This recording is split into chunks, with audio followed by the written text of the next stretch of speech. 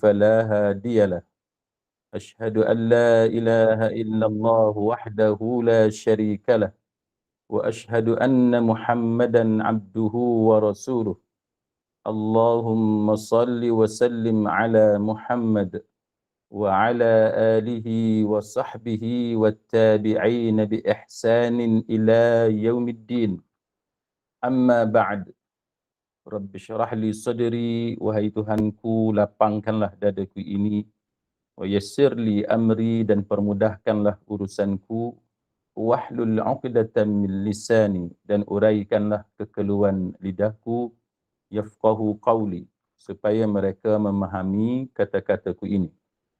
Rabbi zidni ilma, wahai Tuhanku, tambahkanlah ilmu kepadaku.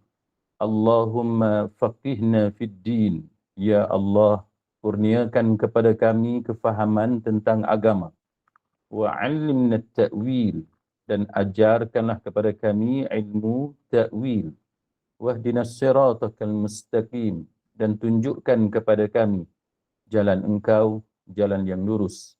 Amin ya rabbal alamin. Saudara-saudari, sahabat, sahabiah, muslimin, muslimat, rahimakumullah.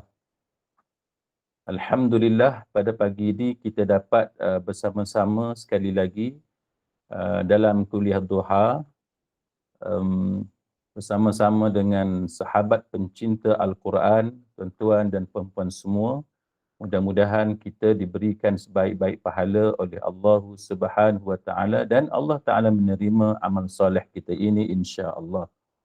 Tajuk kita pada pagi ini mempunyai kaitan dengan isu yang sedang berlaku dalam beberapa minggu ini, iaitu isu yang berkaitan dengan pertembungan di antara Yahudi, khususnya Zionis, gerakan Zionis, dan juga saudara-saudara kita di Palestin.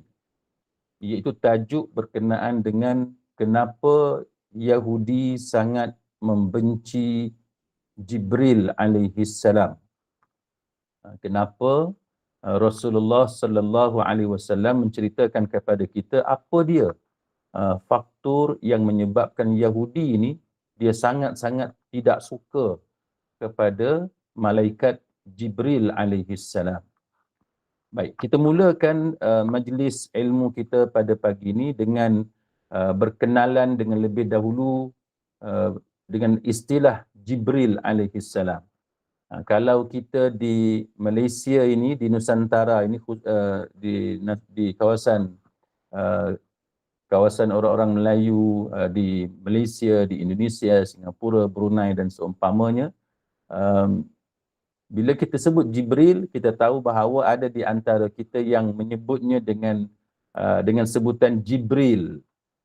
Ada juga kita boleh dengar ada di antara kita yang menyebutnya Jibrail. Jadi Jibrail dengan Jibril ni yang mana satu yang betul? Sebenarnya kita boleh sebut dua-dua. Kan, Jibril pun boleh, Jibrail pun boleh. Kenapa? Kerana ini berkaitan dengan cara sebutan, logah, bahasa, accent. Jadi dialek ataupun lidah, cara menyebut setiap tempat itu tidak sama. Contohnya orang-orang Hijaz. Kan, orang-orang Hijaz dia membacanya dengan sebutan Jibril alaihi salam. Dan Jibril alaihi salam, cara menyebut Jibril ini adalah bacaan majority, kan, jumhur ahli qiraah.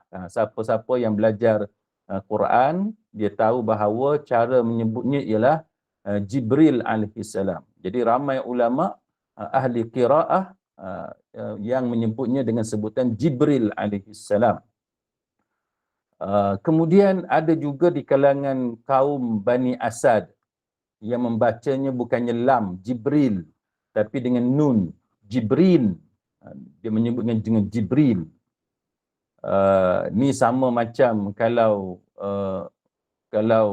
orang-orang Inggeris sebagai contoh, orang Eropah, kadang-kadang walaupun ada ejaan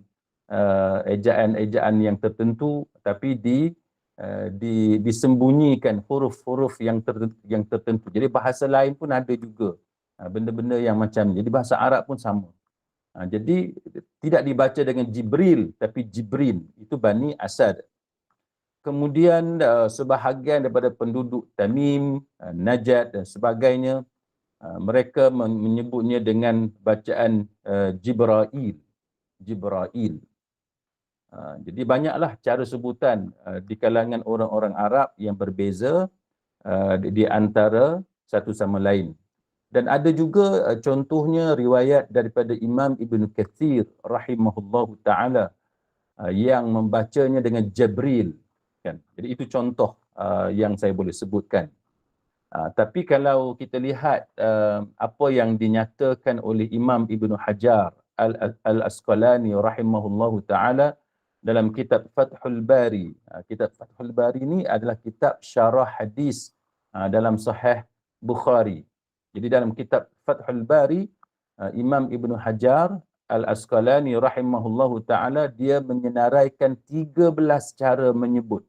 Kan, 13 cara menyebut nama malaikat Jibril alaihi salam. Yang pertamanya Jibril, kan. Yang keduanya Jabril, kan. Jim itu baris atas, Jabril. Kemudiannya Jabrail. Yang keempatnya adalah Jabril tanpa ya, kan. Lepas hamzah itu terus lam, Jabril. Kemudian Jabrail. Seterusnya Jabrail. Kemudian Jabrail tanpa hamzah tapi ya. Kita menyebut dengan huruf ya. Jabrail. Kemudiannya Jabrail.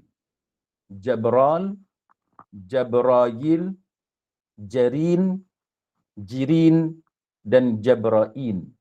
Jadi itu cara menyebut nama malaikat Jibril alaihi salam di kalangan orang-orang yang bertutur bahasa Arab.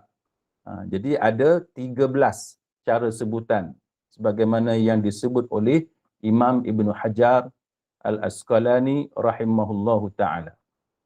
Maka setelah kita mengetahui bahawa cara menyebut malaikat Jibril alaihi salam ini, namanya itu disebut dengan pelbagai cara sebutan, ada 13 cara sebagaimana yang disebut dalam Fathul Bari. Maka siapa dia malaikat Jibril alaihi salam ini sehingga menyebabkan kaum Yahudi sangat membenci malaikat Jibril alaihi salam?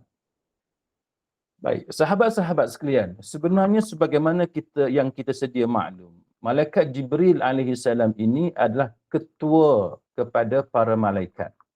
Dia adalah ketua kepada para malaikat dan tugasnya yang paling utama ialah menyampaikan wahyu daripada Allah Subhanahu wa taala kepada para utusan Allah di atas muka bumi ini, termasuk nabi kita, Nabi Muhammad sallallahu alaihi wasallam. Baik, itu tugas utamanya.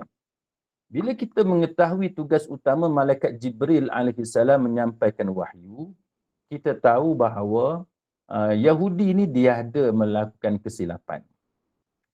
Baik, kesilapan Yahudi ini ataupun jenayah yang dilakukan oleh pemuka-pemuka agama Yahudi ini, antaranya yang paling besar ialah melakukan perubahan tindakan tokok tambah terhadap kitab suci mereka sendiri, iaitu kitab Taurat. Dan kita tahu bahawa kitab Taurat ini yang aslinya sudah tidak dapat dijumpai. Kan? Kita tidak tahu di manakah Taurat yang aslinya, yang asal yang diturunkan oleh Allah Subhanahu wa taala. Kenapa ini berlaku? Kerana ini adalah contoh jenayah yang dilakukan oleh pemuka-pemuka agama Yahudi terhadap kitab mereka sendiri. Jadi kita orang Islam, kita mempunyai sikap yang berbeza. Yang kita orang Islam, kita sangat menyanjung Al-Quran. Dan kita sampai ke tahap tidak ada di kalangan kita ni yang berani pun untuk mengubah kandungan yang ada dalam Al-Quran. Kita berbangga dan kita bersyukur dengan Al-Quran yang Allah Ta'ala kurniakan kepada kita, yang kita perolehinya melalui Rasulullah Sallallahu Alaihi Wasallam. Itu kita. Tapi ada di luar sana manusia yang sangat jahat hatinya yang tidak mahu menerima kebenaran. Maka sampai ke tahap dia punya tidak mahu kepada kebenaran ni, sampai tahap dia sanggup untuk meminda kandungan yang ada dalam Taurat. Dan kita tahu bahawa Jibril alaihissalam lah yang selama ini membawa wahyu daripada Allah Subhanahu wa taala kepada semua utusan-utusan Allah termasuk nabi kita. Contohnya dalam surah Asy-Syu'ara ayat 193 hingga 194. Allah Ta'ala berfirman, A'udzu billahi minasyaitonir rajim, nazala bihir ruhul aminu ala qalbika litakuna minal munzirin. Yang dibawa turun oleh Ar-Ruhul Amin ke dalam hatimu, yakni ke dalam hati Nabi kita Muhammad sallallahu alaihi wasallam.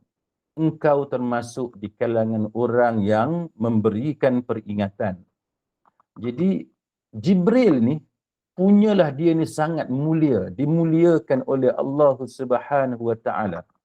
Allah Taala menggelarkan Jibril alaihi salam dengan pelbagai gelaran yang mulia.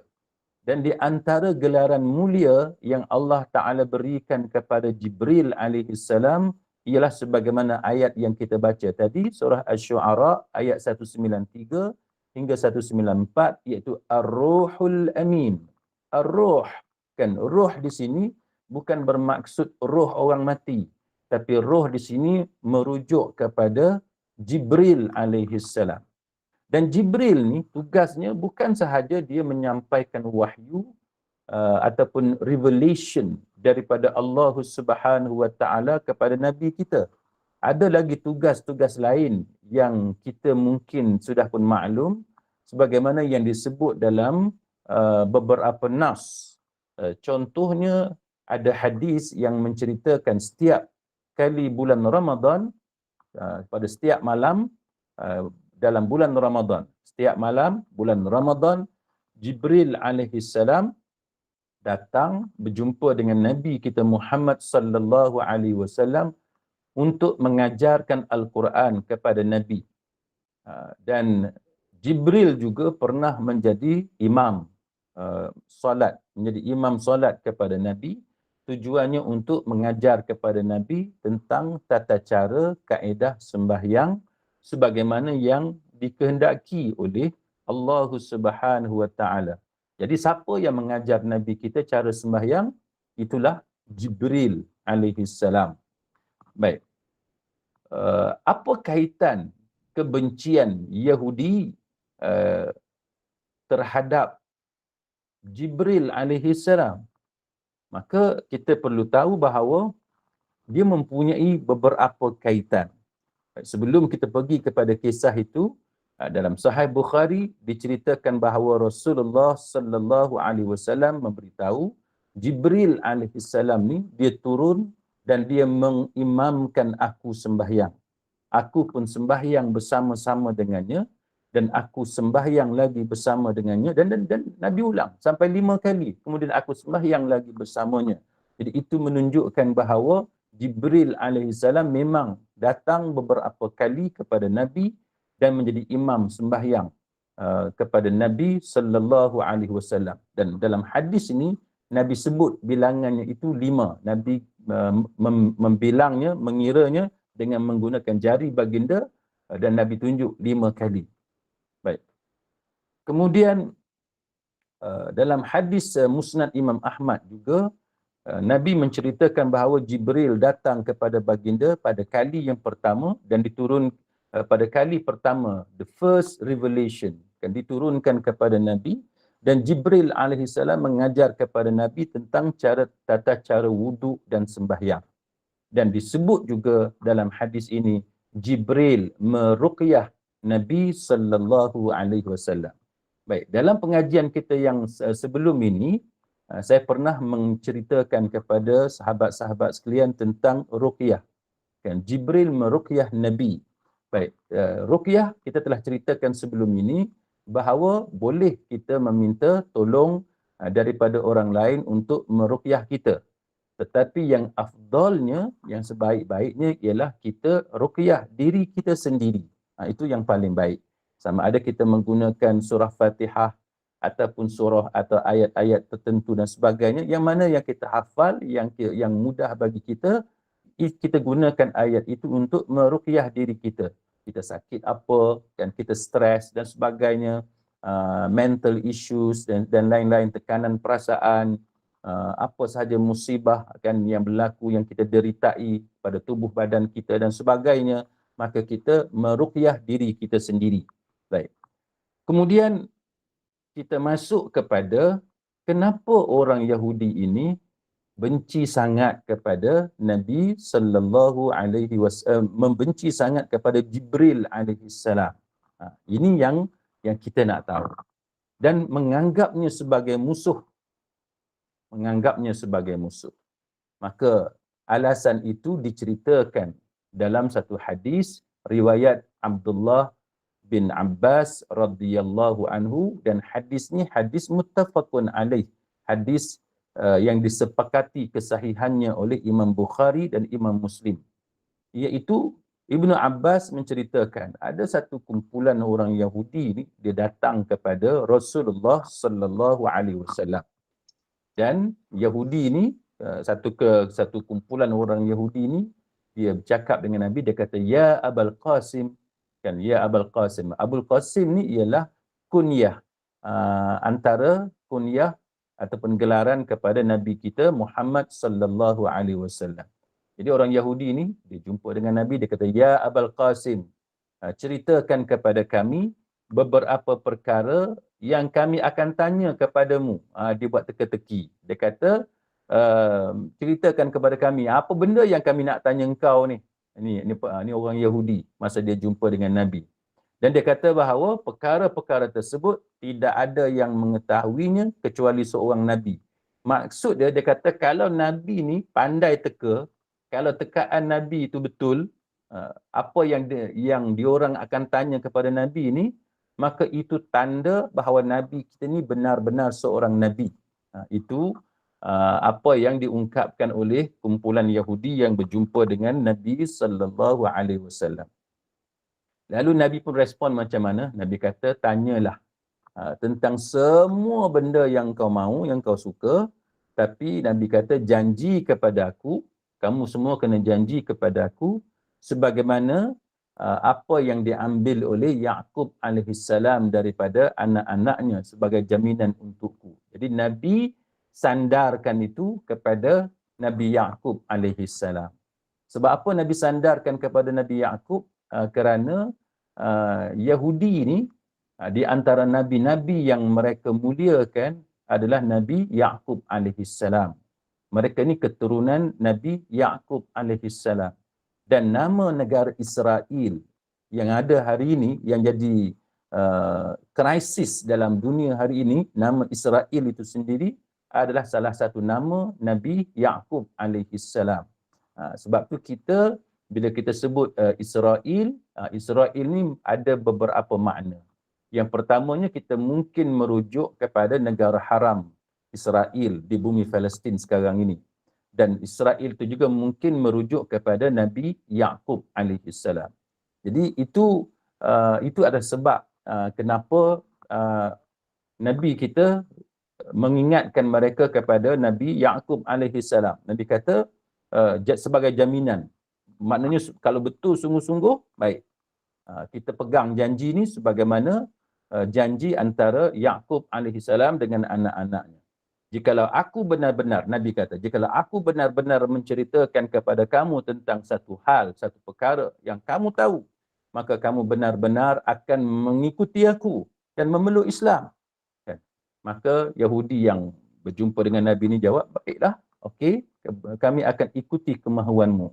Lalu Nabi kata, tanyalah apa sahaja yang kamu suka. Boleh tanya, dah janji dah.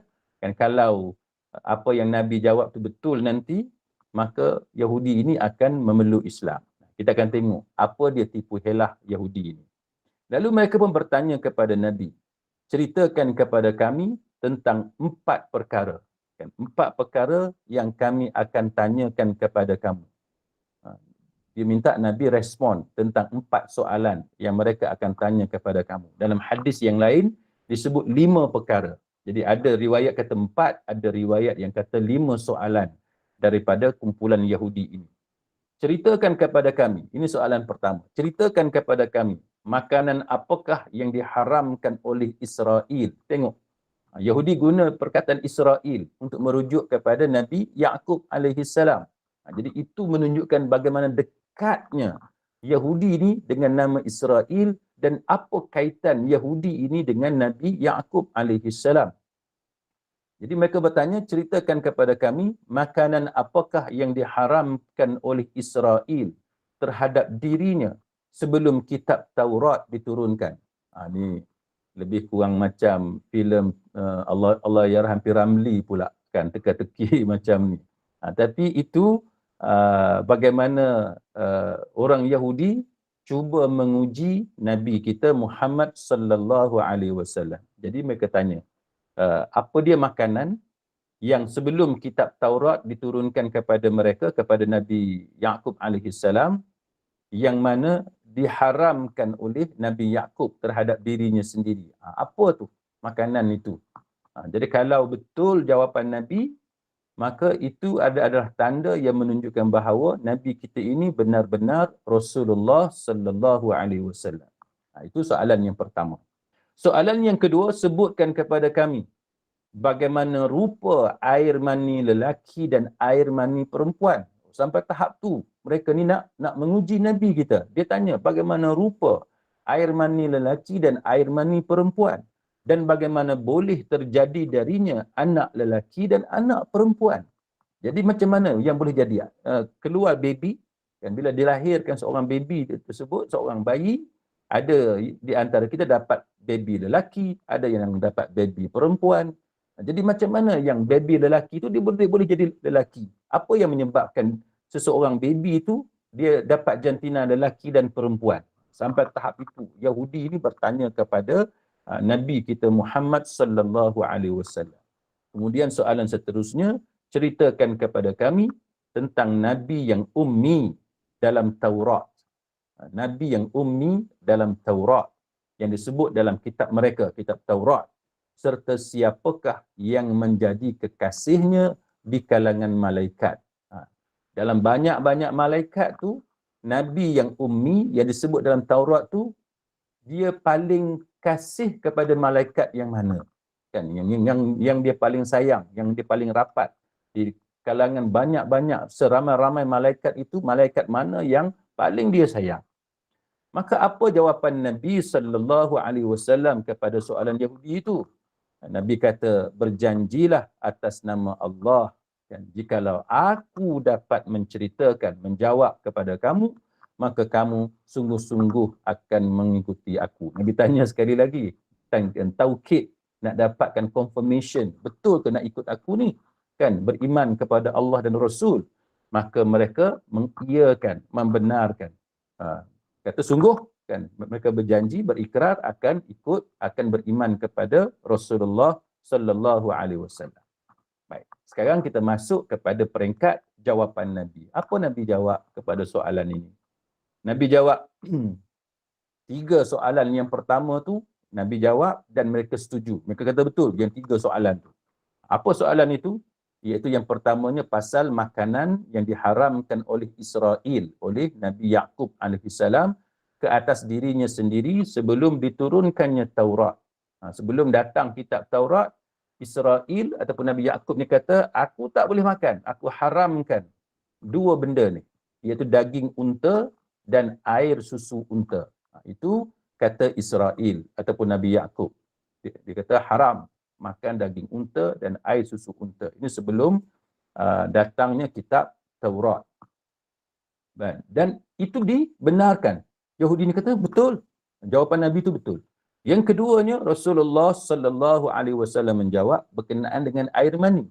Nabi kata air mani lelaki mengalahkan air mani perempuan. Bila jadi macam tu, maka anak itu anak lelaki dengan izin Allah. Dan apabila air mani perempuan dapat mengalahkan air mani lelaki, maka nanti anaknya itu adalah perempuan dengan izin Allah Subhanahu wa taala. Yahudi kata betul. Yahudi kata betul. Tapi kalau kita nak bincang pasal anak lelaki, anak perempuan, yang ni nak kena tajuk lain kan. Mungkin kita boleh bincang dari sudut pendapat-pendapat doktor pakar dalam bidang UNG dan sebagainya. Tapi untuk peringkat ini, itu adalah jawapan yang disebut oleh Nabi kepada Yahudi dan Yahudi kata betul. Dan yang ketiganya, Nabi menjawab bahawa Nabi yang ummi ini kedua matanya tidur, tetapi hatinya tidak tidur. Itu jawapan Nabi. Nabi tak kata dia. Kan? Nabi tak kata, itulah aku, Muhammad. Tapi Nabi kata, Nabi yang ummi, yang disebut dalam kitab Taurat itu, kedua matanya tidur, tetapi hatinya tidak tidur. Mereka kata betul. Tapi bila sampai kepada soalan yang keempat, ini yang menjadi kejutan. Kan? Bila sampai kepada soalan yang keempat, iaitu siapa dia kekasih Nabi di kalangan para malaikat. Lalu Nabi jawab, Jibril alaihissalam adalah kekasihnya di kalangan malaikat. Maksud dia dalam seramai-ramai malaikat yang ada itu, siapa dia yang Nabi paling sayang, yang jadi kekasih dia? Nabi kata Jibril alaihissalam. Maka di sinilah Yahudi membantah kan, dan tidak bersetuju dengan Nabi kita Muhammad sallallahu alaihi wasallam. Dan kita tengok kenapa mereka menolak Jibril alaihissalam dan apa kaitannya dengan situasi pada hari ini yang berlaku di Palestin, dan apa dia pelajaran kepada kita semua sebagai orang-orang Islam. Tujuan Allah dan Rasul menceritakan tentang kedegilan dan kerasnya hati manusia yang memusuhi agama ini, dia mesti ada sebab-sebab yang tertentu. Baik. Jadi bila Nabi menjawab Jibril alaihissalam adalah kekasihnya di kalangan malaikat-malaikat Allah, maka Yahudi ni kata Jibril adalah malaikat yang selalu turun dengan membawa peperangan, membawa pembunuhan dan azab. Tengok. Ini antara alasan yang disebut oleh Yahudi yang berjumpa dengan Nabi, iaitu Jibril membawa peperangan, menyebabkan berlakunya pembunuhan dan juga azab. Dia adalah musuh kami. Seandainya engkau menyebut Mikail yang biasa menurunkan rahmat, hujan dan tumbuh-tumbuhan, nescaya kami akan mengikutimu, kata Yahudi-Yahudi yang berjumpa dengan Nabi ini. Dan dengan sebab tuduhan inilah Allah Subhanahu wa taala menurunkan ayat yang kita baca di awal kuliah tadi, iaitu nazala bihi ruhul amin ala qalbika litakuna minal munzirin. Surah Asy-Syu'ara ayat 193 hingga 194. Yang dibawa turun oleh Ar-Ruhul Amin ke dalam hatimu Muhammad agar engkau termasuk di kalangan orang yang memberikan peringatan. Jadi itu alasan yang disebut oleh golongan Yahudi ini. Jadi Yahudi dia mengatakan bahawa Jibril alaihissalam terlibat dalam peperangan. Itu yang menyebabkan mereka tidak suka. Dan kita tahu bahawa apabila berlaku perang antara orang Islam dengan kuffar, maka malaikat-malaikat Allah Subhanahu wa taala turun memberikan pertolongan kepada orang-orang yang beriman. Dan yang menariknya ialah sebenarnya bukan sahaja Jibril alaihissalam ini yang menolong Nabi kita Muhammad sallallahu alaihi wasallam, tetapi selain daripada Jibril alaihissalam, yang menolong Nabi juga termasuk Mikail. Yahudi sama ada mereka tahu ataupun tidak, sebenarnya Mikail juga pernah bersama-sama dengan Nabi sallallahu alaihi wasallam. Tetapi Yahudi tetap dengan sikap degilnya dan keras kepalanya tidak mahu beriman kepada Rasulullah sallallahu alaihi wasallam. Dan ini diceritakan dalam hadis Bukhari dan Muslim, sebagaimana riwayat daripada Sa'ad bin Abi Waqqas radhiyallahu anhu. Kata Sa'ad, aku melihat dua orang lelaki. Sa'ad bin Abi Waqqas kata dia pernah nampak dua orang lelaki yang pakai pakaian putih, baju putih. Dan dua lelaki ini berada di sebelah kanan Nabi dan sebelah kiri Nabi. Sewaktu perang Uhud. Perang Uhud kita tahu bahawa pusingan pertama itu dimenangi oleh tentera Islam. Pusingan kedua itu yang tentera Islam mengalami kekalahan apabila pasukan pemanah turun dari bukit, dan Khalid Al-Walid yang pada masa itu belum lagi beriman menjadi panglima tentera musyrik. Dia membuat U-turn dan menyerang balas tentera Islam pada waktu itu.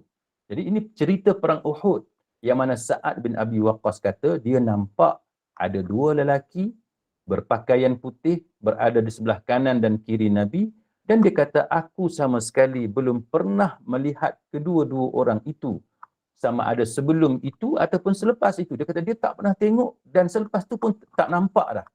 Dan itulah yang pertamanya Jibril alaihissalam dan yang keduanya adalah Mikail alaihissalam. Baik, sahabat-sahabat sekalian, kalau kita lihat dalam diri kita hari ini, ada ataupun tidak sikap kedegilan tidak mahu menerima kebenaran yang ada pada diri kita orang-orang Islam. Saya tidaklah bermaksud untuk mengatakan kita pun ada perangai macam Yahudi. Tetapi kisah-kisah macam ni sebenarnya bagus untuk kita jadikan teladan, dan jangan ingat kita ni bagus sangat sampai kita rasa perangai Yahudi itu memang tak ada pada diri kita. Sedangkan tujuan Al-Quran dan juga hadis-hadis Nabi menceritakan kisah ini untuk kita renungi sebagai pelajaran kepada kita supaya kita tidak mengulangi the same mistakes, kan, kesalahan yang sama yang dilakukan oleh Yahudi ataupun Nasara. Maka kita orang-orang mukmin, kita mesti menjadi orang yang sanggup menerima kebenaran, kan, law diddu bi anfusina, walaupun bertentangan konflik dengan kepentingan kita, tapi kalau itulah kebenaran kita mesti terima. Contoh kalau orang tegur kita, nasihat kita kesilapan yang kita buat, apakah kita bertegang urat sanggup mempertahankan kesilapan kita? Kadang-kadang kerana ego kita, pangkat kita, kelulusan kita yang lebih tinggi, kita tak mau terima teguran daripada orang lain. Itu contoh mudah, kan. Walaupun kita orang-orang mukmin, kita kena tahu bahawa kita juga mungkin ada melakukan kesilapan yang sama, kan. Walaupun benda tu kita tahu benar, teguran itu benar, tapi kerana kita ego dan kita tidak mahu menerima kebenaran. Jadi itu contoh sikap yang ada pada Yahudi yang mungkin ada pada kita. Cuma kita tak adalah seteruk Yahudi sampai sanggup mengubah kandungan Taurat, sanggup kufur kepada Nabi Muhammad sallallahu alaihi wasallam. Tapi itu contoh elemen-elemen kesilapan, karakter-karakter Yahudi yang kita jangan ulangi. Contohnya kadang-kadang dengan hospital pun sama, kan. Dengan hospital kita, saya ingat zaman dulu-dulu ada di antara datuk nenek kita kalau masuk hospital sanggup lari keluar, kan, tak mau terima rawatan perubatan di hospital. Sedangkan kita tahu bahawa itu adalah antara teknologi ataupun ilmu yang paling baik setakat ini yang kita ada. Tapi ada orang dia tahu bahawa dia sakit tapi dia enggan untuk mendapatkan rawatan. Dia tahu bahawa dia perlukan rawatan tapi dia tidak mahu menerimanya. Itu contoh mudah, kan, untuk menunjukkan betapa sebenarnya kita pun ada juga sedikit sebanyak perangai itu, sikap, attitude yang mana itu adalah kebenaran tapi kita tidak mahu tunduk kepada kebenaran. Jadi kita perlu perbaiki diri kita. Maka berbalik kepada kisah Yahudi ini, maka bila kita lihat apa yang ada dalam dunia hari ini, maka itulah yang sebenarnya berlaku, kan? Itulah yang sebenarnya berlaku, iaitu mereka melakukan apa sahaja, kan, supaya orang-orang Islam ini tidak mendapat haknya.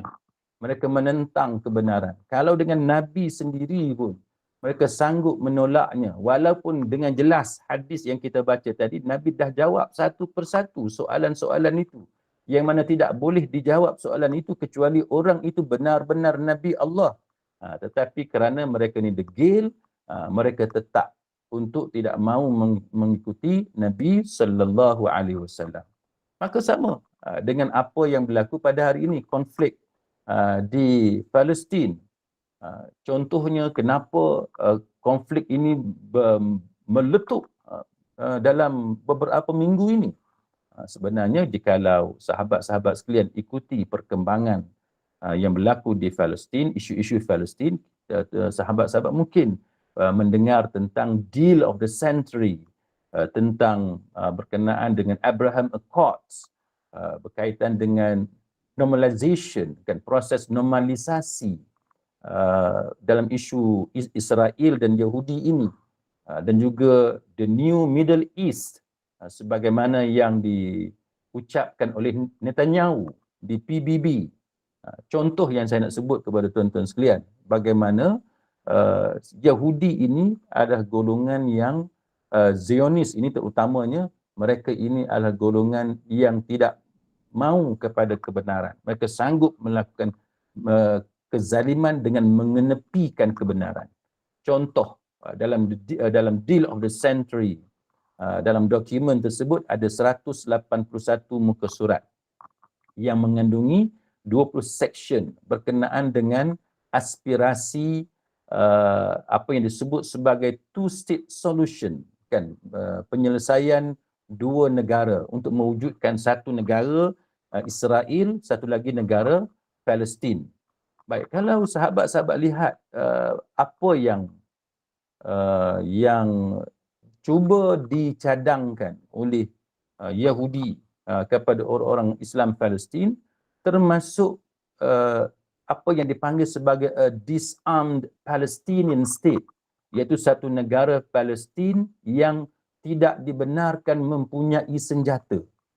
Cuba bayangkan, kalau kita ni satu orang yang waras, kan, kalau kita berunding supaya semua pihak boleh berdamai, kalau satu negara tu boleh lengkap bersenjata, ada tenteranya sendiri, tiba-tiba Palestin tidak dibenarkan mempunyai tenteranya yang lengkap bersenjata sebagaimana negara lain, macam negara kita lah, kan, negara kita Malaysia, negara sahabat kita Indonesia, Singapura, Thailand, mana-mana negara pun kalau kita lihat sewaktu hari kebangsaan sebagai contoh ulang tahun kemerdekaan, kita boleh lihat bagaimana perarakan pihak keselamatan yang mempamerkan kekuatan senjata masing-masing, menjadi kebanggaan. Anak-anak kita pun begitu seronok, enjoy menonton dengan jet pejuangnya, helikopter melintas hormat, dengan adanya kereta perisai, kereta kebal, kan, pasukan tentera, komando dan sebagainya. Negara-negara yang merdeka semuanya memiliki perkara-perkara tadi. Tetapi berbeza dengan Palestin, Zionis mengatakan bahawa Palestin tidak boleh mempunyai sebuah negara yang lengkap bersenjata. Ini contoh bagaimana kedegilan Yahudi Zionis dalam isu Palestin. Maka dengan sebab itu orang-orang Islam Palestin tidak mahu menerima cadangan tersebut. Banyak yang saya boleh bagi contoh berkenaan dengan apa yang dipanggil sebagai isu-isu pelarian sebagai contoh. Orang-orang Palestin yang telah keluar dari apa yang dinamakan sebagai negara Israel, mereka tidak boleh pulang semula ke bumi Palestin, melainkan ada kebenaran daripada pihak berkuasa Israel. Sebab itu, ini antara sebab utama kenapa kita tidak bersetuju orang-orang Gaza keluar dari Gaza. Kan? Kenapa mereka tetap berada di dalam bumi Gaza walaupun bumi Gaza itu diserang sebegitu rupa? Kerana jikalau mereka keluar, once mereka keluar dari Gaza, mereka tak akan dibenarkan pulang semula oleh pihak Israel, oleh pihak Zionis. Jadi ini antara isu-isu yang berlaku kepada orang Islam dengan sebab kedegilan dan kezaliman golongan Zionis ini. Ini antara punca kenapa mereka tidak suka kepada Jibril alaihissalam. Sebab bila kita membaca kisah-kisah Jibril alaihissalam, banyak peristiwa yang menunjukkan bahawa Jibril alaihissalam bersama-sama dengan tentera-tentera yang dipimpin oleh Nabi sallallahu alaihi wasallam membantu orang-orang Islam, orang-orang mukmin dalam peperangan mereka menentang kufar. Jadi ini antara sebab kenapa mereka sangat membenci Jibril alaihi salam. Dan mereka tidak tahu sebagaimana hadis Sa'ad bin Abi Waqqas, Mikail pun bersama-sama dengan Jibril alaihi salam. Sedangkan Yahudi ini berkata kepada Nabi, kalau Nabi jawab Mikail kami boleh terima. Sebenarnya kalau Nabi jawab Mikail pun mereka takkan terima sebab mereka sombong dan angkuh. Mereka sangat tidak suka kepada Nabi kita kerana Nabi kita adalah Nabi akhir zaman yang dilahirkan oleh Allah Subhanahu Wa Taala di kalangan orang-orang Arab dan bukan di kalangan bangsa mereka. Itu yang mereka kecewa sangat. Sedangkan kita orang-orang Islam, kita diajar kebenaran itu datang dari sesiapa pun kita akan terima. Kan, kalau kebenaran itu datang daripada orang Arab, kita akan terima. Kalau kebenaran itu datang daripada orang Inggeris sekalipun, Jepun, Perancis dan sebagainya, kita akan terima. Al-hikmah dallatul mu'min aina wujida ukhidha. Kan, hikmah itu barang yang hilang bagi orang mukmin. Di mana sahaja kita menjumpainya, kita akan mengambilnya. Jadi ini antara perkara yang berlaku sehingga menyebabkan kita orang-orang Islam sampai ke hari ini mempunyai konflik dengan Yahudi Zionis ini. Jadi sekadar itu, sahabat-sahabat sekalian, saya ingin membuka peluang kalau ada di antara kita yang ingin bertanya soalan ataupun menyatakan pendapat dan sebagainya. Saya serahkan kembali kepada Puan Moderator, Puan Zainun untuk seterusnya. Dipersilakan. Terima kasih Ustaz. Okey Ustaz, ada buka soalan bagi yang nak bertanya, dipersilakan. Kat sini saya nampak angkat tangan. Ropiatun. Ada nak tanya, silakan.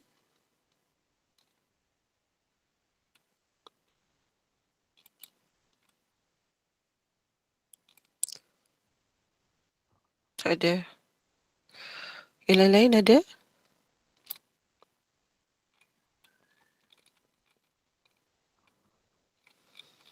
Nampaknya semua dah jelas Ustaz, tak ada soalan ya. Kat sini ada Ustaz Nuraini bertanya, Allah dah tentukan sesuatu tetapi banyak yang tak mahu terima ketentuan Allah, banyak yang mengingatkan. Ada itu dia komen. Ada lagi yang nak bertanya, dipersilakan. Apa ni, kalau tak ada saya sambung sikit dalam beberapa Boleh minit Ustaz? sebelum kita tutup. Ya. Boleh Sila. Baik, Boleh. untuk saya manfaatkan kita sampai 8.30, saya sambung sedikit. Jadi apa yang berlaku ini sebenarnya mereka merancang pelbagai cara untuk mereka menang dalam konflik ini. Dan antaranya ialah proses normalisasi. Kan? Proses normalisasi ini satu proses yang mana akhirnya mereka harapkan supaya negara-negara Arab dapat menerima kehadiran negara Israel di tengah-tengah negara Arab. Contohnya the New Middle East, kan. Dalam Liga Arab kita tahu bahawa itu semua negara-negara Arab.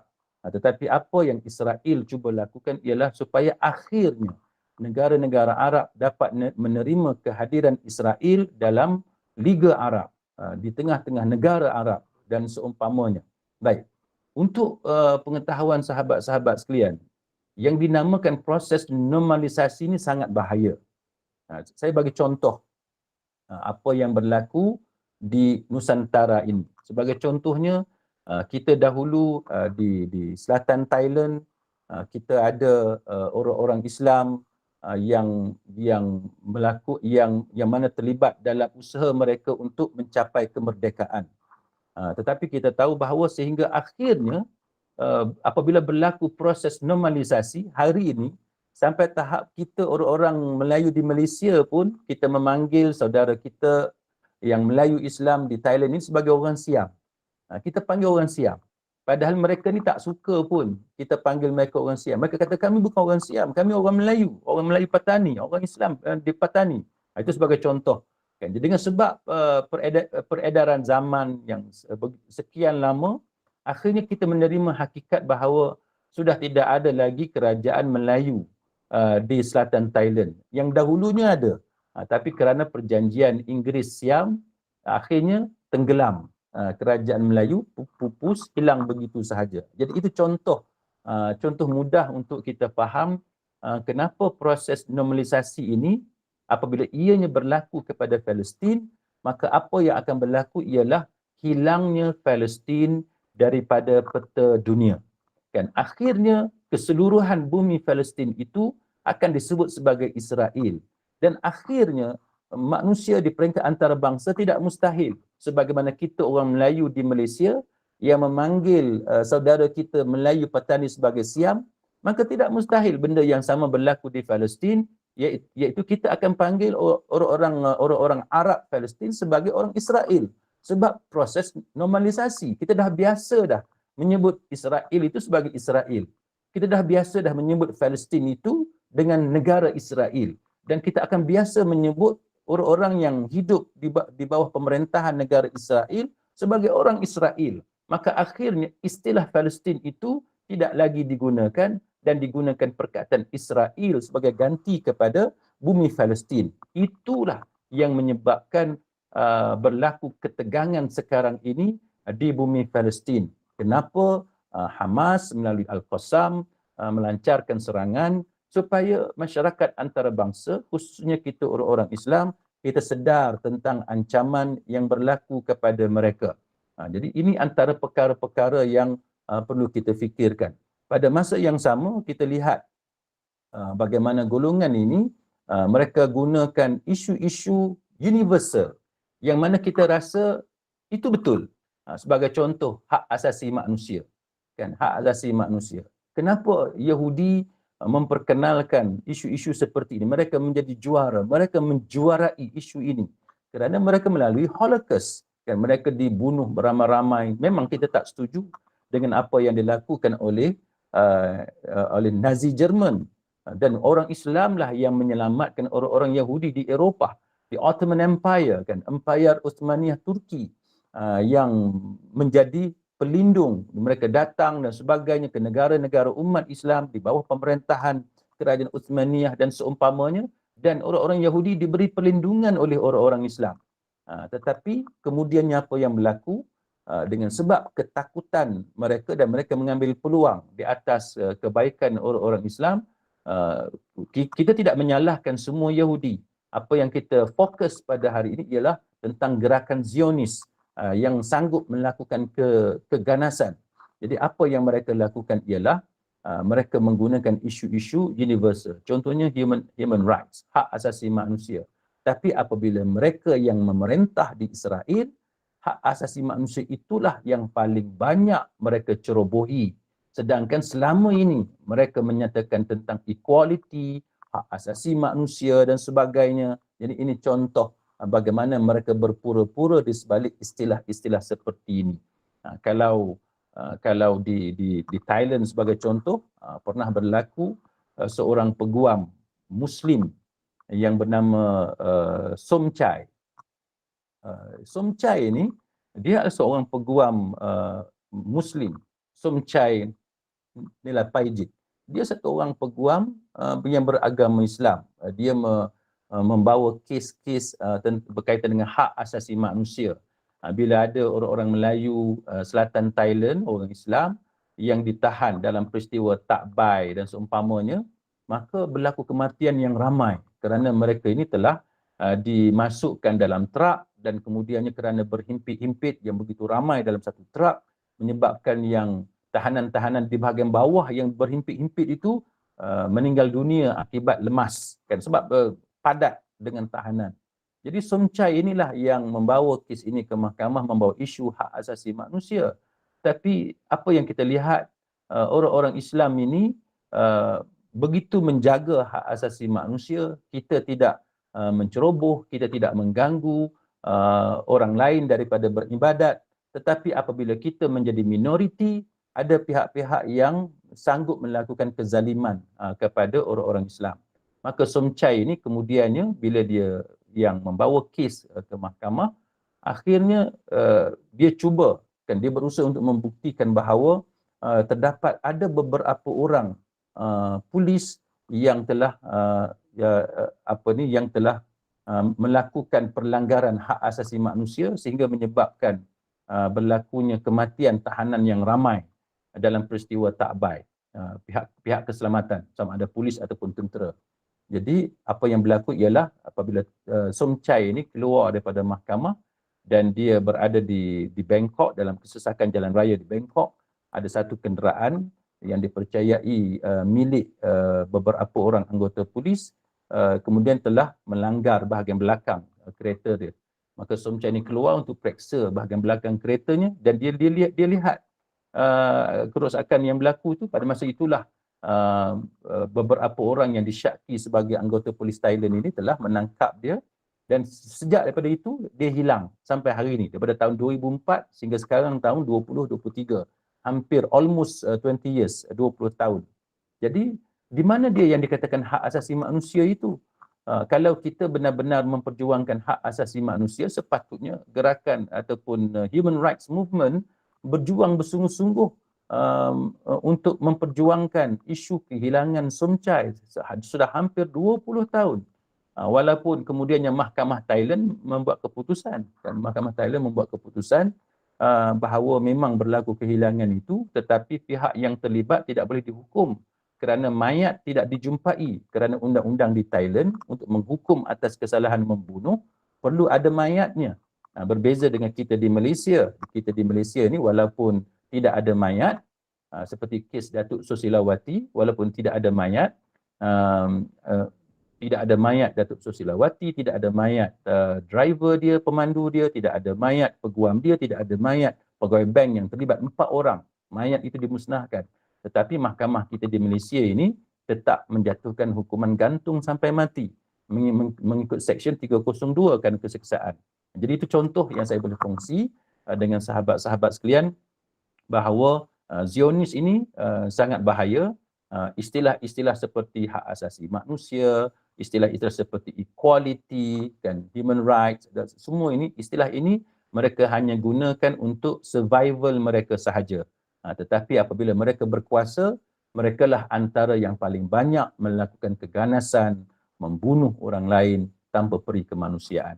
Moga-moga Allah Subhanahu Wa Taala memberikan kemenangan kepada saudara kita di Palestin. Sekadar itu, insya-Allah Allah Subhanahu Wa Taala menolong kita semua. Saya serahkan kembali kepada Puan Zainul selaku moderator. Terima kasih. Terima kasih Ustaz. Dan Alhamdulillah, jazakallah khairan kepada Ustaz Dr. Ahmad Gilani atas perkongsian ilmu ini yang sangat menarik sekali. Itu kenapa orang Yahudi ini sangat memusuhi Jibril. Sebagaimana yang telah kita ketahui, Jibril menyampaikan wahyu kepada Nabi Muhammad sallallahu alaihi wasallam yang mendedahkan segala keburukannya. Contohnya Bani Israel yang melakukan kerosakan di muka bumi ini serta menderhakai Allah Subhanahu Wa Taala. Barang siapa yang memusuhi Jibril berarti memusuhi Allah juga, kerana Allah lah yang mengutuskan Jibril untuk menurunkan wahyu kepada Nabi Muhammad sallallahu alaihi wasallam. Dan akhir kata, semoga Allah SWT memberikan kita kefahaman dalam memahami syariatnya dan Allah. Dan Ustaz, kita tangguh dulu majlis ilmu ini dengan tasbih kafarah dan solat Asar. Silakan Ustaz. Sahabat-sahabat sekalian, marilah kita berdoa kepada Allah Subhanahu Wa Taala. Allahumma inna nas'aluka ilman nafi'a wa rizqan tayyiba wa amalan mutaqabbala. Ya Allah, wahai Tuhan kami, sesungguhnya kami memohon kepada Engkau ilmu yang bermanfaat, rezeki yang baik dan amalan yang diterima oleh-Mu. Kita akhiri dengan tasbih kafarah dan surah Al-Asr. Subhanakallahumma wa bihamdik asyhadu an la ilaha illa anta astaghfiruka wa atubu ilaik. A'udzu billahi minasy syaithanir rajim. Bismillahirrahmanirrahim. Wal 'asr innal insana lafi khusr illa alladhina amanu wa 'amilus salihat wa tawasaw bil haqq wa tawasaw bis sabr. Wabillahi taufiq wal hidayah. Wassalamualaikum warahmatullahi wabarakatuh. Waalaikumsalam warahmatullahi wabarakatuh. Terima kasih Ustaz. Assalamualaikum. Terima kasih Ustaz. Assalamualaikum.